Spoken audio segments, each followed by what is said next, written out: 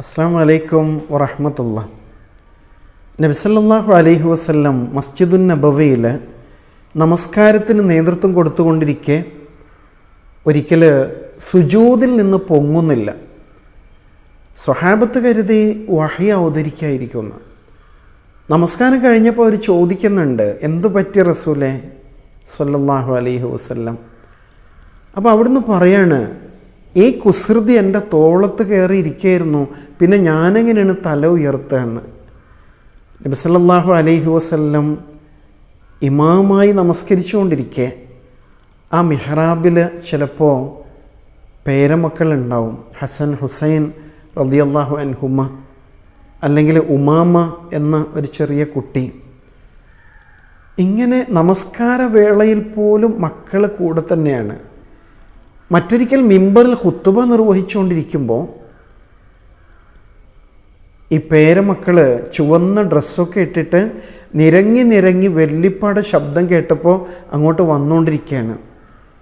നബി സല്ലല്ലാഹു അലൈഹി വസല്ലം മിമ്പറിൽ നിന്ന് താഴെ ഇറങ്ങിയിട്ട് രണ്ടെണ്ണത്തിനെയും വാരിയെടുത്ത് മുത്തം കൊടുക്കുന്നുണ്ട്. എന്നിട്ട് താഴെ ഇറക്കി വെച്ചിട്ട് പിന്നെയും മിമ്പറിൽ കയറി വന്നിട്ട് എന്താ പറയുന്നതെന്നറിയോ?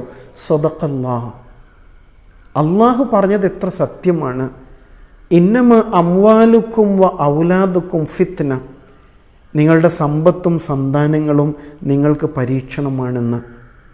നോക്ക്, ഞാൻ മിമ്പറിൽ ഖുത്ബ നിർവഹിച്ചുകൊണ്ടിരിക്കെ പേരമക്കളെ കണ്ടപ്പോൾ എൻ്റെ കൺട്രോൾ പോയി എന്ന്.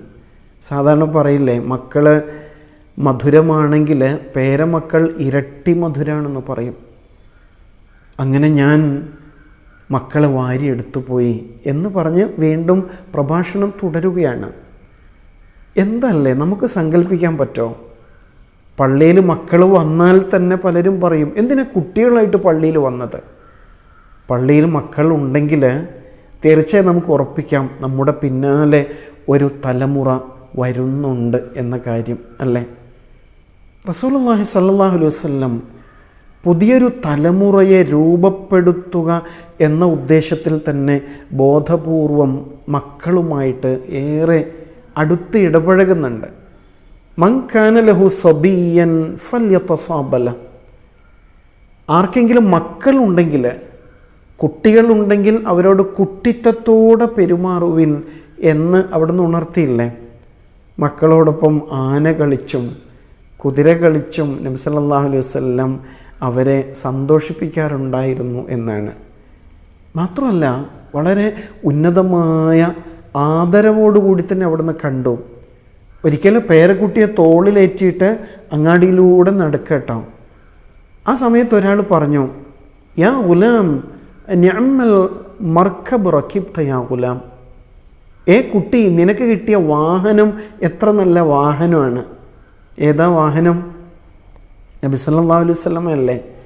അപ്പോൾ അവിടുത്തെ പുകഴ്ത്തിക്കൊണ്ട് അദ്ദേഹം പറഞ്ഞാണ്. അപ്പം നബി സല്ലല്ലാഹു അലൈഹി വസല്ലം പറയുന്നുണ്ട്, വ നിഅമർ റാക്കിബ്, ആ യാത്രക്കാരന് മോശക്കാരനൊന്നല്ല കേട്ടോ. ഇങ്ങനെ മക്കളെ അവിടുന്ന് എപ്പോഴും പുകഴ്ത്തി പറയാറുണ്ടായിരുന്നു എന്നാണ്. അതേ സമയത്ത് തന്നെ മക്കളോട് കൃത്യമായ നിലപാട് സ്വീകരിക്കാൻ അവിടുന്ന് ശ്രദ്ധിച്ചിരുന്നു. ഒരിക്കൽ പൊതുമുതലിൻ്റെ കാരൊക്കെ സൂക്ഷിച്ച ഗോഡൗണിലേക്ക് പേരക്കുട്ടിയുടെ കയ്യും പിടിച്ച് പോകുന്നുണ്ട്. അവിടെ എത്തിയപ്പോൾ പേരക്കുട്ടി ഒരെണ്ണെടുത്ത് വായിലിട്ടു. അങ്ങനെയാണല്ലോ മക്കൾ. ഇത് കണ്ടപ്പോൾ റസൂൽ സല്ലല്ലാഹു അലൈഹി വസല്ലം കഹ് കഹ് ഇർമി ബിഹ, മോനെ തുപ്പിക്കളയോ എന്ന് പറയുന്നു. പക്ഷെ മക്കൾ തുപ്പൂലല്ലോ, അത് പിന്നെയും ചവച്ചുകൊണ്ടിരുന്നു. അവിടുന്ന് തൻ്റെ വിരൽ ആ കുട്ടിയുടെ വായിലേക്ക് ഇട്ട് ആ കാരൊക്കെ പുറത്തേക്ക് കളഞ്ഞു. അയ്യോ പാവം അല്ലേ?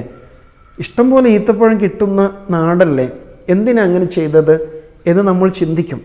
പക്ഷെ ഒരു പാഠം പഠിപ്പിക്കുകയാണ്. പൊതുമുതൽ അന്യായമായിട്ട് ഉപയോഗിക്കരുത് എന്ന വലിയ പാഠം റസൂൽ സല്ലല്ലാഹു അലൈഹി വസല്ലം ഈ ഉമ്മത്തിനെ പഠിപ്പിക്കുകയായിരുന്നു. അപ്പോൾ അവിടുന്ന് നൽകിയ സ്നേഹം തികച്ചും ബാലൻസ്ഡ് ആയിരുന്നു എന്നാണ് അതിൻ്റെ അർത്ഥം. മക്കളോട് അങ്ങനെ ഇടപഴകുമ്പോൾ തീർച്ചയായും നമുക്ക് നല്ല സാംസ്കാരിക ബോധമുള്ള ഒരു പുതുതലമുറയെ പ്രതീക്ഷിക്കാം അല്ലേ? അല്ലാഹു സുബ്ഹാനഹു വ തആല അവിടുത്തെ മാതൃകകൾ നമ്മുടെ കുടുംബ ജീവിതത്തിലേക്കും കൊണ്ടുവരാൻ നമ്മെ അനുഗ്രഹിക്കുമാറാവട്ടെ. അസ്സലാമു അലൈക്കും വറഹ്മത്തുള്ളാഹി.